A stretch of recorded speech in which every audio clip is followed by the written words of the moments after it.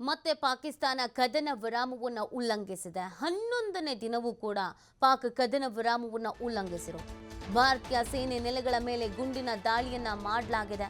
11 ದಿನಗಳಲ್ಲಿ ಪಾಕಿಸ್ತಾನ 45 ಬಾರಿ ದಾಳಿ ಮಾಡಿದೆ. ಇವತ್ತು 11 ವಲಯಗಳಲ್ಲಿ ಪಾಕ್ ದಾಳಿ ಮಾಡಿರೋದು. ನೌಶೇರಾ, ಅಕ್ನೂರ್ನಲ್ಲಿ ದಾಳಿಯನ್ನ ಮಾಡಲಾಗಿದೆ. ರಜೌರಿ, ಮೆಂದರ್, ಸುಂದರ್ ಬನ್ನಿ, ಕುಪ್ವಾರ, ಬಾರಾಮುಲ್ಲಾ, ಪೂಂಚ್ನಲ್ಲಿ ದಾಳಿ ಮಾಡಲಾಗಿದೆ. ಪಾಕ್ ಸೇನೆಗೆ ತಕ್ಕ ಪ್ರತ್ಯುತ್ತರವನ್ನು ನೀಡ್ತಾ ಇದೆ ಭಾರತೀಯ ಸೇನೆ. 11 ವಲಯಗಳಲ್ಲಿ ಪಾಕ್ ದಾಳಿಯನ್ನು ಮಾಡಿರುವಂಥದ್ದು. ಪ್ರಮುಖವಾಗಿ ಈ ಅಟ್ಯಾಕ್ ಆದ ನಂತರ ಪಾಕಿಸ್ತಾನ ಕದನ ವಿರಾಮವನ್ನು ಉಲ್ಲಂಘಿಸುವಂಥದ್ದನ್ನು ಮಾಡ್ತಾ ಇದೆ. 11ನೇ ದಿನವೂ ಕೂಡ ಗುಂಡಿನ ಚಕಮಕಿ ನಡೆದಿರೋದು. ಇನ್ನೊಂದು ಕಡೆಯಲ್ಲಿ ಗಡಿಭಾಗದಲ್ಲಿ ಹೆಚ್ಚಿನ ಭದ್ರತೆಯನ್ನು ಕೈಗೊಳ್ಳಲಾಗಿದೆ. ಪಾಕ್ ಉಗ್ರರ ಪಹಲ್ಗಾಮ್ ದಾಳಿಯ ಬಳಿಕ ಭಾರತ ಪಾಕಿಸ್ತಾನ ಗಡಿಯಲ್ಲಿ ಈ ಉದ್ವಿಗ್ನ ಪರಿಸ್ಥಿತಿ ಏರ್ಪಾಡಾಗ್ತಾ ಇದ್ದಂತೆ ಮಹತ್ವದ ಬೆಳವಣಿಗೆಗಳು ನಡೀತಾ ಇರೋದು. ನಿನ್ನೆ ರಾತ್ರಿ ಭಾರತೀಯ ಸೇನೆಯಿಂದ ಗಡಿ ಭಾಗದಲ್ಲಿ ಮಿಲಿಟರಿ ಡ್ರಿಲ್ ಅನ್ನು ಕೈಗೊಳ್ಳಲಾಗಿದೆ. ಯಾಕಂದ್ರೆ ಪಾಕ್ ಸೇನೆ ಕದನ ವಿರಾಮವನ್ನು ಉಲ್ಲಂಘಿಸ್ತಾ ಇರೋದ್ರಿಂದ ಗುಂಡಿನ ಚಕಮಕಿ ನಡೆಸ್ತಾ ಇದೆ. ಈ ಕಾರಣಕ್ಕಾಗಿ ಭಾರತೀಯ ಸೇನೆ ಕೂಡ ತಕ್ಕ ಉತ್ತರ ಕೊಡೋದಕ್ಕೆ ತಯಾರಾಗಿದೆ. ಪಂಜಾಬ್ನ ಫಿರೋಜ್ಪುರ ಗಡಿ ಭಾಗದಲ್ಲಿ ನಿನ್ನೆ ರಾತ್ರಿ 9ರಿಂದ 9:30 ಸಮಯದಲ್ಲಿ ಸೇನೆಯಿಂದ ಡ್ರಿಲ್ ಮಾಡಲಾಗಿದೆ.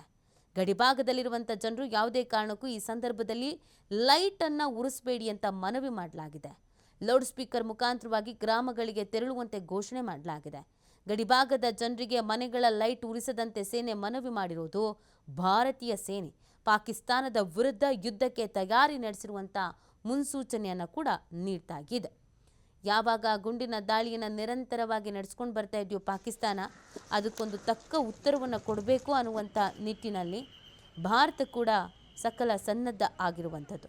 ಆ ಕಾರಣಕ್ಕಾಗಿ ಗಡಿಭಾಗದ ಜನರಲ್ಲಿ ಮನವಿಯನ್ನು ಮಾಡ್ಕೊಳ್ತಾ ಇದ್ದಾರೆ. ಸದ್ಯ ಲೈಟ್ ಉರಿಸಬೇಡಿ ರಾತ್ರಿ ಹೊತ್ತಲ್ಲಿ, ಅಸಾಧ್ಯವಾದರೆ ನಿಮ್ಮ ಗ್ರಾಮಗಳಿಗೆ ತೆರಳಿ ಅಂತ.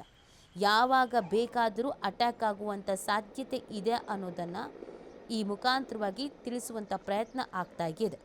ತಕ್ಕ ಪ್ರತ್ಯುತ್ತರವನ್ನು ನಮ್ಮ ಭಾರತ ಸೇನೆ ಕೂಡ ಕೊಡ್ತಾ ಇದೆ. 11ನೇ ದಿನವೂ ಕೂಡ ದಾಳಿಗೆ ಪ್ರತಿ ದಾಳಿಯನ್ನು ಭಾರತ ಸೇನೆ ಮಾಡ್ತಾ ಇದೆ. ಈ ಕಾರಣವಾಗಿ ಗಡಿಯಲ್ಲಿ ಉದ್ವಿಗ್ನ ಪರಿಸ್ಥಿತಿ ನಿರ್ಮಾಣ ಆಗಿದೆ. ನೋಡಿ, ಈ 11 ದಿನದಲ್ಲಿ 45 ಬಾರಿ ದಾಳಿಯನ್ನು ಮಾಡಿರೋದು.